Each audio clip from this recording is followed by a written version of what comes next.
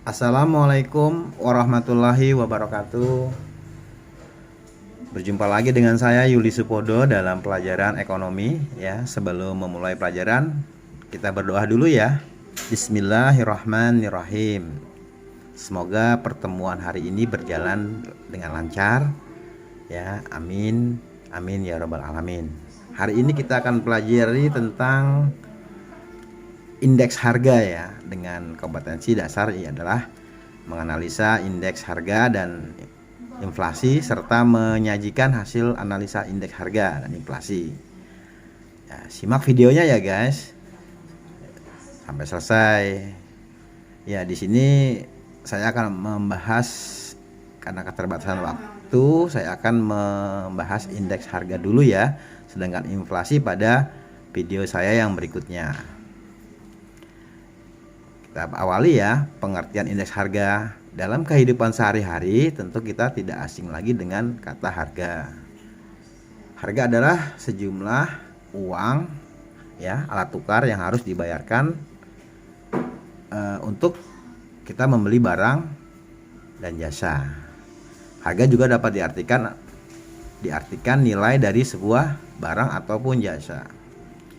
Indeks harga adalah perbandingan antara harga rata-rata suatu barang dalam tahun yang dihitung dan harga rata-rata untuk tahun dasar. Oke, tujuan penghitungan indeks harga satu ya, sebagai barometer atau petunjuk dari keadaan ekonomi secara umum. Nah, harga di dalam pasar ada barang yang dijual ya, mempunyai nilai atau harga. Kalau kita amati, harga itu tidak sama dari waktu ke waktu. Misalnya harga beras ya, saat ini belum tentu sama dengan harga beras 5 tahun yang datang. Begitupun harga itu ya, harga barang-barang yang cepat naik ya, harga telur ya, harga sekarang belum tentu sama dengan 5 tahun yang akan datang, ataupun sebaliknya ya, dibandingkan dengan harga beras 5 tahun yang lalu. Nah, atau harga telur yang 5 tahun yang lalu. Perubahan harga beras dan telur itu ya dicatat serta dihitung rata-ratanya dan disebut sebagai indeks harga. Nah, indeks harga nanti akan digunakan sebagai alat ukur serta petunjuk bagi perekonomian suatu negara. Di Indonesia itu pencatatan tentang indeks harga dilakukan oleh Badan Pusat Statistik ya. Jadi kesimpulannya, indeks harga itu ata perbandingan antara harga rata-rata suatu barang dalam tahun yang dihitung dan harga rata-rata untuk tahun mendatang. Nah, tadi yang ke satu. Yang kedua adalah sebagai pedoman dalam menetapkan berbagai kebijakan dan juga administrasi perusahaan. Nah, indeks ketiga sebagai deflator. Nah, indeks dapat juga dipakai untuk deflator ya, pengaruh perubahan. Maksudnya pengaruh perubahan harga dapat dihilangkan melalui cara membagi nilai tertentu dengan nilai indeks harga yang lebih sesuai. Proses tersebut dinamakan deviasi dan pembaginya itu disebut deflator. Nanti kita akan pelajari dalam soal-soal, contoh soal di bawah ini ya. Keempat, sebagai pedoman untuk membeli berbagai jenis barang. Kelima, sebagai pedoman untuk mengatur upah atau gaji buruh, atau untuk menyesuaikan kenaikan gaji buruh saat inflasi. Itu adalah beberapa tujuan menghitung indeks harga. Kita lanjut ya, macam-macam indeks harga. Ada indeks harga konsumen atau IHK. IHK ini mencatat, mengukur serta menghitung harga rata-rata barang dan jasa yang dikonsumsi rumah tangga dalam suatu periode tertentu. Barang-barang dan jasa yang dianggap mempresentasikan belanja ya, mewakili ya belanja untuk rumah tangga tersebut, kemudian dihitung ya harga rata-ratanya. Di Indonesia Di Indonesia ya, barang-barang yang dijadikan contoh ini dibagi dalam 7 kelompok ya. Ini satu, makanan. Kedua, perumahan. Ketiga, sandang. Keempat, kesehatan. Kelima, pendidikan. Keenam, rekreasi dan olahraga ya, serta yang ketujuh adalah transportasi dan komunikasi. Kedua, indeks harga produsen atau IHP. IHP atau disebut juga indeks harga perdagangan besar ya. Adalah angka indeks yang menggambarkan tingkat perubahan harga di tingkat produsen atau di tingkat industri. Data IHP ini nanti dapat dipergunakan untuk indikator ya, tanda sebagai tanda dalam untuk indikator yang lebih awal untuk harga grosir atau harga eceran ya. Penghitungan IHP ini juga dapat membantu penyusunan laporan neraca ekonomi serta membantu distribusi barang-barang ya, barang-barang kepada margin perdagangan dan lain-lain ya. Ketiga, indeks harga yang diterima petani. Indeks harga ini mengukur rata-rata ya perubahan harga dalam suatu periode dari barang-barang yang dihasilkan petani ya. Kata kunci adalah kalau indeks harga yang diterima petani berarti kata kuncinya adalah yang dihasilkan petani. Artinya yang berasal dari petani ya. Indeks harga ini kemudian akan digunakan untuk melihat fluktuasi harga barang-barang yang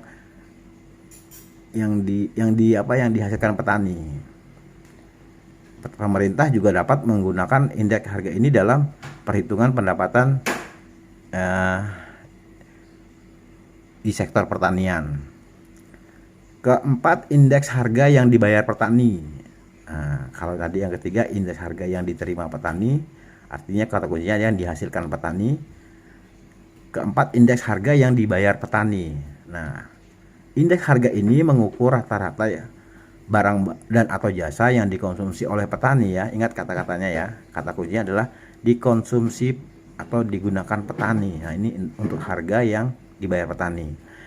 Indeks harga ini akan digunakan untuk melihat fluktuasi harga barang yang dikonsumsi oleh petani ya. Pemerintah juga dapat menggunakan indeks harga ini ya untuk melihat fluktuasi harga barang-barang yang dikonsumsi petani ya, seperti untuk produksi atau menghasilkan hasil-hasil pertanian ya tersebut ya. Misalnya barang-barang yang dikonsumsi oleh petani ya, seperti misalnya untuk pertanian, produksi pertanian, alat-alat kerja untuk pertanian dan sebagainya.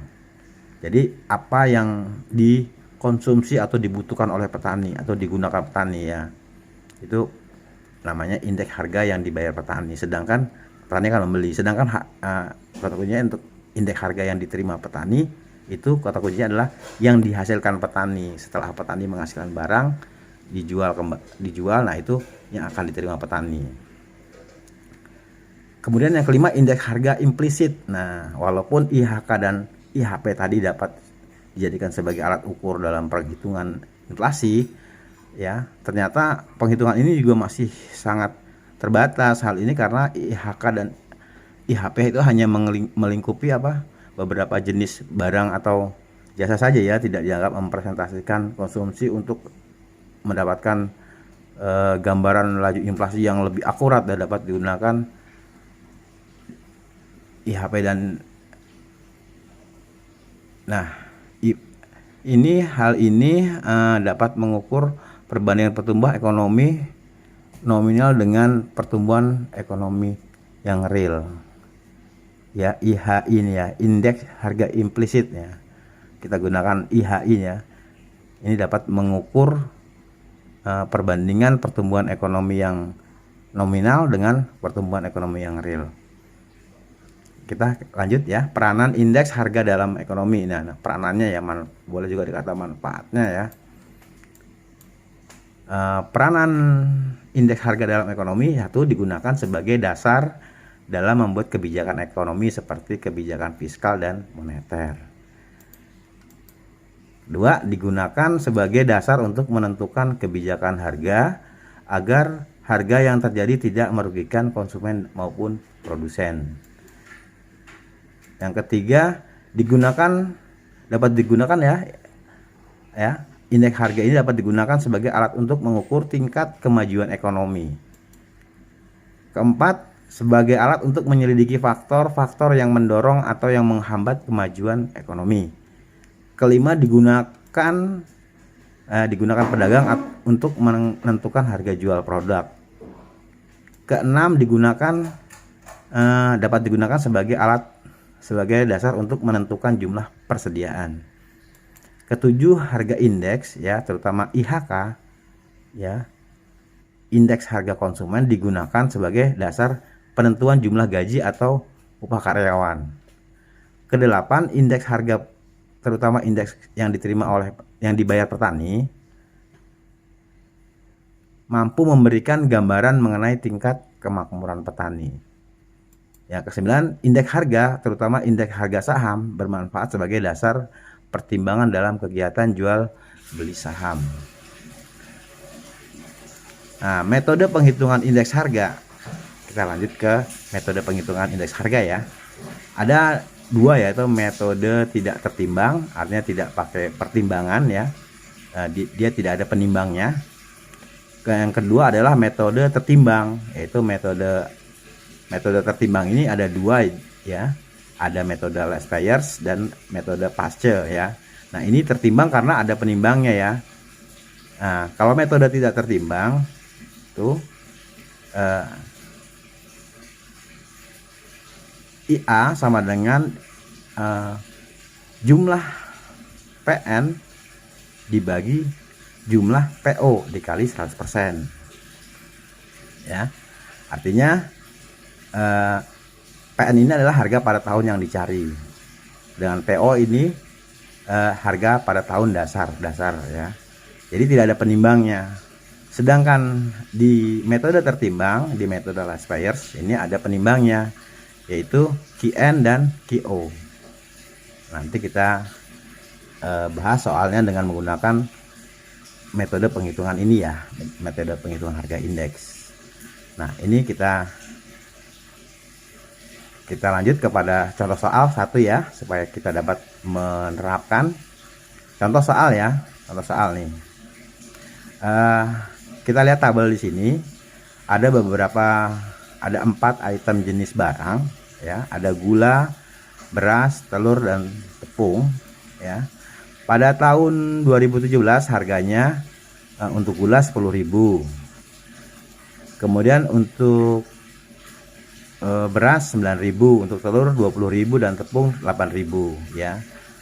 Pada tahun 2018 harga gula 11.000, harga beras naik 1.000 jadi 10.000. Nah, telur dari 20.000 menjadi 21.000. Nah, tepung dari 8.000 menjadi 8.500. Nah, pada tahun 2019 ini ada kenaikan lagi ya. 2018 dari 11.000 menjadi 11.500, 10.000 menjadi 10.500, 21.000 menjadi 22.000, 8.500 menjadi 9.000 ya. Nah, kita total ya dari harga tahun dari tahun ke tahun ini ya. Misalnya tahun 2017 ya kita tidak gunakan karena kita menggunakan harga dasarnya tahun setelah sekarang 2019 terakhir ya, berarti tahun 2000 dasarnya 2018 ya. Nah, jika tahun 2018 sebagai tahun dasar, artinya ini ya, indeks harga tidak tertimbang tahun 2019 adalah, nah kita harus menggunakan rumus indeks harga tidak tertimbang, yaitu agregatif sederhana, tidak tertimbang, tidak ada penimbangnya. Yaitu kita tahu PO-nya ya, tahun dasarnya adalah 2018 ya. Jumlahnya berapa setelah kita total 2018? Ini 50.500. Sedangkan PN itu tahun 2019 ya. PN itu di sini kan harga pada tahun yang dicari. Nah, ini kan yang dicari indeks harga tidak tertimbang tahun 2019, berarti yang dicari ya. Berarti 53.000. Nah, kita terapkan metode dengan rumus tidak tertimbang ya. Indeks harga sama dengan jumlah tahun 2019, jumlah yang dicari dibagi jumlah tahun dasar 2018 ya, dikali 100%, maka jumlah PN-nya adalah 53.000. Ini PN ya 2019 ya, PN 2019 ada 53.000 dibagi sigma atau jumlah PO yaitu tahun 2018 sebesar 50.000. Ini 50.000 ya. 53.000 dibagi 50.500, hasilnya dikali 100% ya. 53.000 dibagi 50.500 sama dengan 1,05 dikali 100%, sehingga indeks harganya adalah pada tahun yang dicari atau 2019 adalah 105%. Seperti itu ya, mengerjakannya mudah kan. Kemudian contoh kedua ya, kita menggunakan rumus tertimbang ya, menggunakan rumus Laspeyres di sini. Indeks Laspeyres. Kita ketahui tadi seperti tadi tabelnya ya. Pada tahun ini tahun 2018 sebagai, jika tahun 2018 sebagai dasar, hitunglah indeks harga tahun 2019 menggunakan metode Laspeyres. Nah, jawabnya adalah rumus Laspeyres adalah ini ya. Laspeyres adalah sigma PN dikali QO dibagi sigma PO dikali QO. Ini penimbangnya ya, maka ini yang disebut tertimbang dan tidak tertimbang. Ini ada penimbangnya kalau di Laspeyres ya. Dan indeks PACE itu ada penimbangnya. Jadi kita masukkan saja ya, seperti ini dulu ya, bahwa ada tabel menyatakan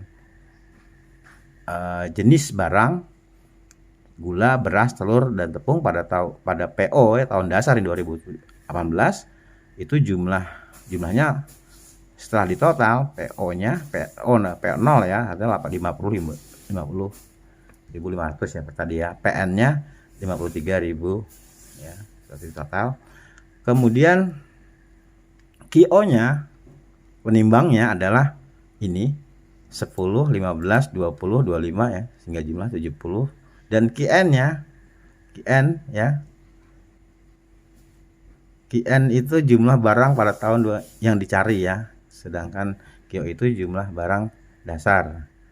Nah, ini QN-nya 20 kan ditotalkan 100. Nah, petunjuknya adalah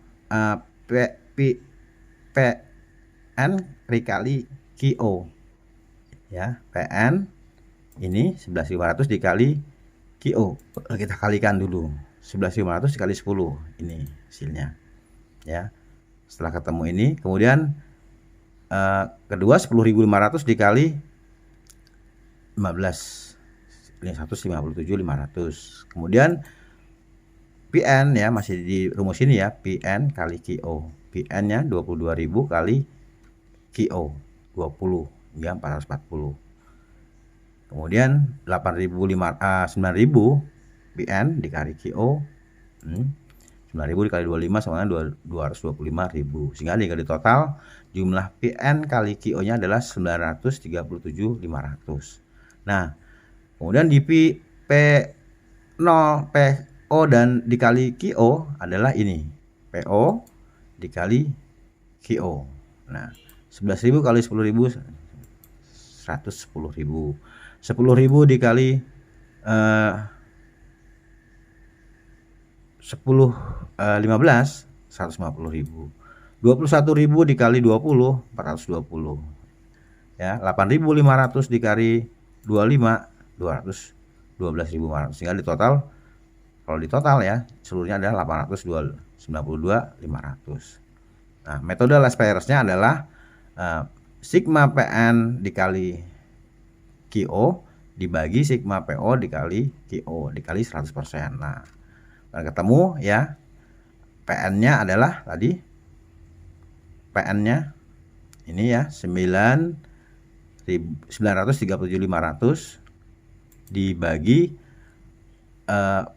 QO PO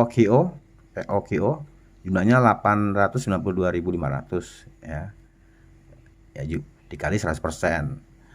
Nah, ini akhirnya 937.500 dibagi 892.500 hasilnya 1,05 dikali 100%. Maka indeks last buyers-nya adalah 105%. Itu ya. Mudah ya. Kalau menggunakan last buyers itu kita PN kali QO dan PO kali QO. Ini rumus tertimbangnya. Kita lanjut ke soal nomor 3 ya. Masih tabel yang sama. Nah, penimbangnya adalah PN kali QN ya, sigma PN kali QN dibagi sigma PO kali QN ya, dikali 100%. Nah, ini tabelnya seperti yang di atas sama, namun penimbangnya ada PN kali QN, PO kali QO ya. Ini PN kali QN. Nah, 11.500 dikali 20 sama dengan 230.000. 10.000 harga beras 10.000 pada tahun 2019 ya. PN-nya dikali QN ya, 210.000. Nah, seperti lihat ini, seperti lihat di tabel PN kali QN, sehingga jika di total adalah 1.370.000. 1.370.000 total dari PN dan kali QN. Nah, selanjutnya penimbangnya adalah P0 kali Q0. P0 ya, contoh di sini yang 2018 kan tahun dasar ya, dikali N Q0. Nah, 11.000 kali 10 ketemu 220. Ya, harga beras 10.000 tahun 2018 dikali ini 15 jumlah barang tahun 2018. Sedangkan telur ya 21.000 dikali QO-nya ya tahun 2018 adalah 20 sama dengan 630. Sehingga kalau di total nih semua PO dan kali QO ada 1.305.000, 1.305.000. Nah, pertanyaannya, jika tahun 2018 sebagai tahun dasar, hitunglah indeks harga tahun 2019 yang menggunakan metode Pasce ya. Jawabnya ini ya, metode Pasce ya. Metode Pasce. Masih belum diganti soalnya. Metode Pasce.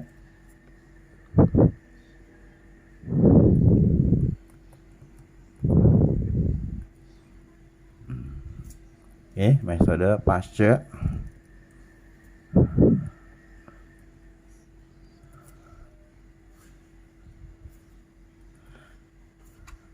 Ya, indeks kelas Pasce-nya adalah ini Pasce ya. Sorry, belum dibuka, belum diganti tadi. Pasce.